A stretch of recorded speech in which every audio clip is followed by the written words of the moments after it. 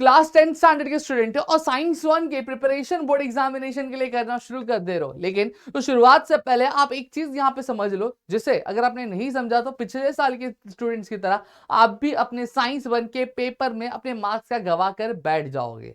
तो चलिए अब एक एक करके चीजें बताता हूँ, लेकिन उससे पहले नीचे डिस्क्रिप्शन में व्हाट्सएप चैनल का लिंक दिया, फटाफट से जाके फॉलो जरूर कर लेना, ज्वाइन जरूर कर लेना। तो यहाँ पे मैं बात करूँ आपके पेपर पैटर्न की, बहुत सारे बच्चे होते हैं जो क्या कहते हैं इस पेपर पैटर्न को समझते नहीं है और पेपर पैटर्न को बिना समझे ही वो क्या कहते हैं एग्जाम की प्रिपरेशन करना क्या शुरू कर देता है, और आखिर में होता क्या है कि वो जो अप्रोच होता है उनका वो गलत साबित हो जाता है और उनको बहुत सारी दिक्कतों का सामना यहाँ पे करना पड़ता है।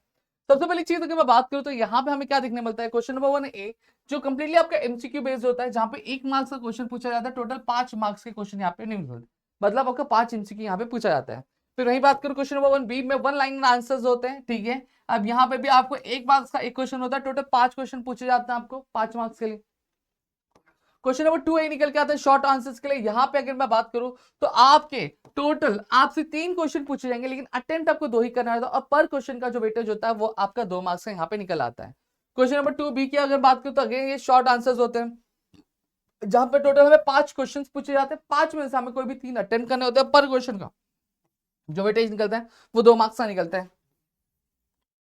तो यहाँ पे क्वेश्चन नंबर 3 यहाँ पे भी अगर हम बात करें तो यहाँ पे हमें 3 मार्क्स का एक क्वेश्चन पूछा जाता है टोटल। अगर यहाँ पे अगर बात 8 क्वेश्चन पूछे जाते हैं, 8 में से हमें कोई भी आपका क्या करना रहता है, हमें 5 क्वेश्चन अटेम्प्ट करने होते हैं दोस्तों यहाँ पे।